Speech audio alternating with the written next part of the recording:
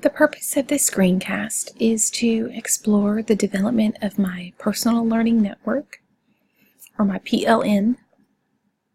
Since the beginning of this semester, I have developed some sites that I already had accounts with and then have created new ones because I've learned about them through this course.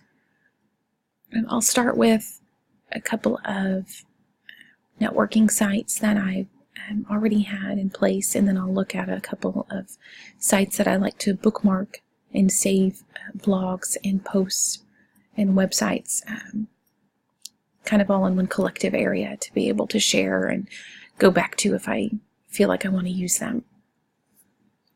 The first site that I'll look at here is my Twitter account, and Twitter is something that I've had for quite some time. It shows over here that I joined in March 2009, but it's got my name and my handle, has a little bit about me, and then it come over here and it says how many tweets that I've posted and how many people I'm following, how many followers, and then it's just a place for me to retweet things if I want to. The U of H game this afternoon, and education sites. So if I feel like it's something I want to share with my personal, my professional network on Twitter, I can do that. It's also a place for me to come back to it if I want. If I say, oh, I really like this, I'm not able to look at it at this second, but I can tweet it, and I'll know I can come back, and that link will be here for me to be able to utilize. I'm also able to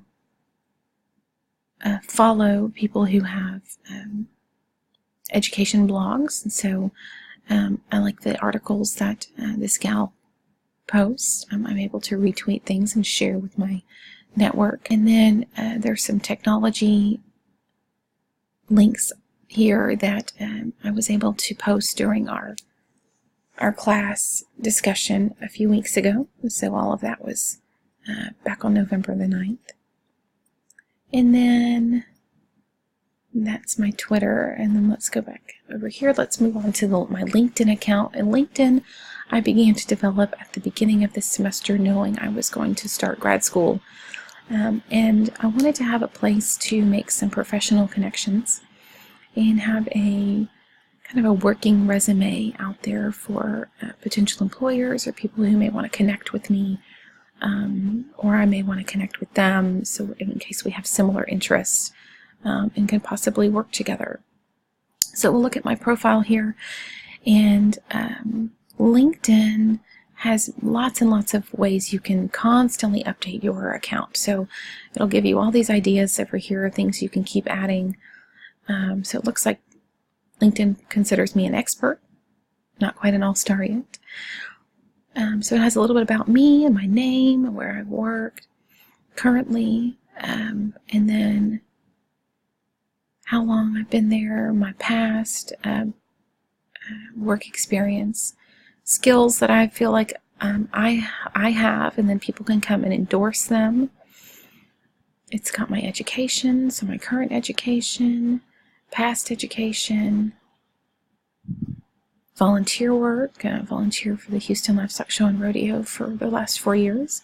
Also volunteer for an autism advocate group called Hope for 3.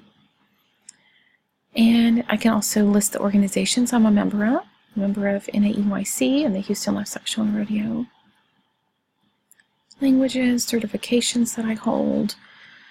And then over here I can also follow some groups that I feel like are important to me in case I want to see what they may have to share. I can follow them.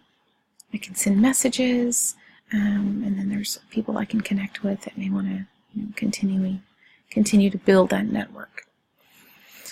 Moving on to Delicious. Delicious is something that I just learned about in this class, and I'm able to just keep a bookmarks of sites that I feel like are important to me. I can come over here and share them, and I can put tags underneath them.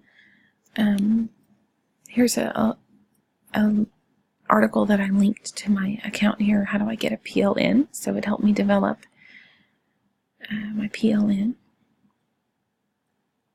And the last site that we'll look at is Pinterest. And Pinterest is something that I've had for quite some time. And the good thing about Pinterest is that I can create boards based on professional and personal needs, all in the same place.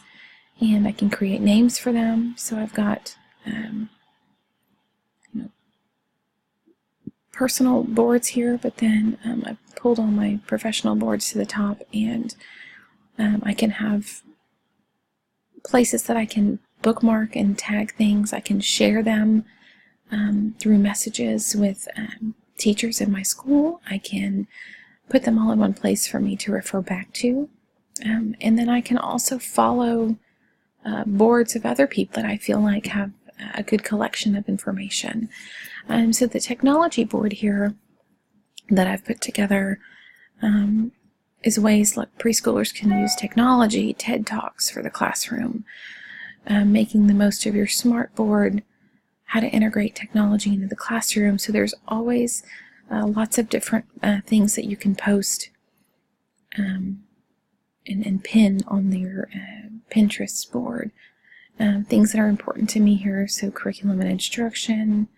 I've got an autism board, professional networking board, classroom ideas, conscious discipline. So classroom ideas is something I can share with the teachers in my school if they say, hey, I need some ideas for parent night or something.